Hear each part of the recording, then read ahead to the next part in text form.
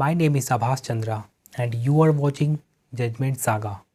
In today's video, I will share highlight of judgment of Honorable Supreme Court of India, Abhay Jain versus High Court of Judicature for Rajasthan.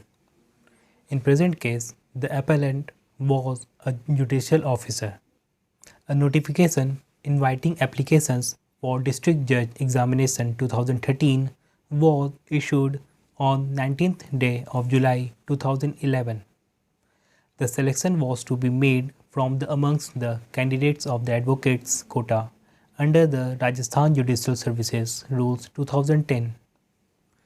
In the said examination, the result of which was declared on 25th of May 2013, the appellant stood first. On 15th day of July 2013, the appellant was appointed to the post of Additional District Judge under Rule 43 of the RJS rules. The appellant was appointed to the post of Additional District Judge under Rule 43 of the Rajasthan Judicial Services Rules 2010.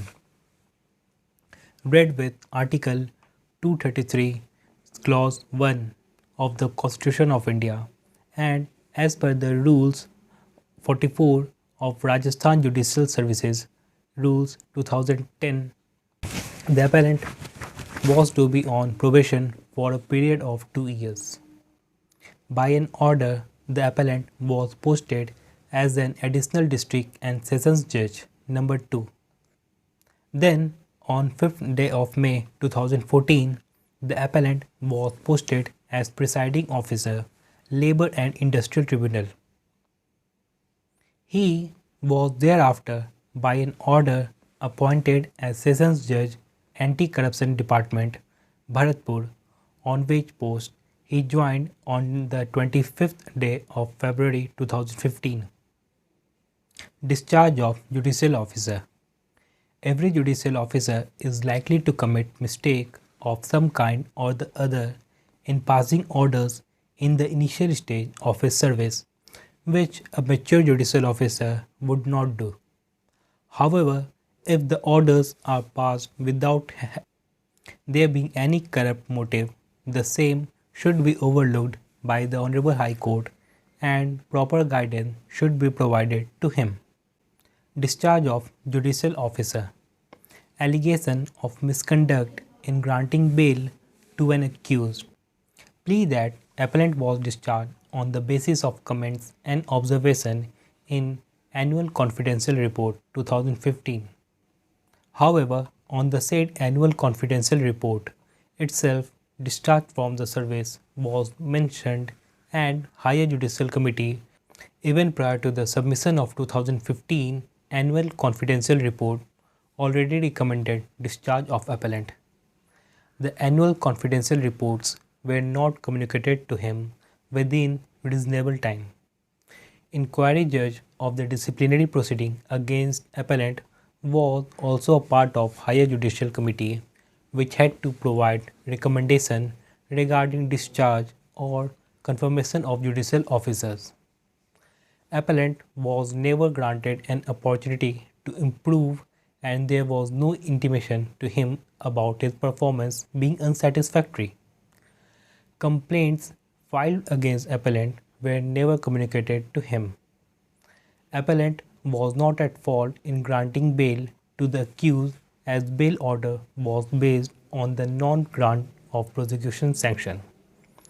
Further, appellant under section 439 of Code of Criminal Procedure could have granted bail to the accused even subsequent to the rejection of the bail by the Honorable High Court. Order of grant of bail was never challenged by the state before the Honorable High Court. Charges filed against the appellant were vague in nature, merely because a wrong order was passed by the appellant or the action taken by him could have been different. It does not warrant initiation of disciplinary proceedings against him. Appellant may have been guilty of negligence as he did not carefully go through the case file and take notice of the order of the Honorable High Court. However, said negligence cannot be treated to be misconduct. Mere suspicion cannot be constituted misconduct. Any probability of misconduct needs to be supported with oral or documentary material, and this requirement not fulfilled in the present case. Such relief-oriented judicial approaches cannot be themselves be grounds to cast aspersion on the honesty and integrity of an officer. Appellant's discharge was not simpliciter. Termination is by way of punishment, thus affects his future career. In such a case, appellant was entitled to the protection of Article 311, Clause 2 of the Constitution of India. Impugned order was set aside and discharge order was quashed.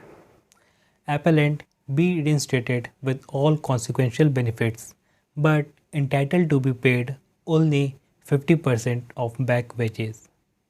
Thank you for watching.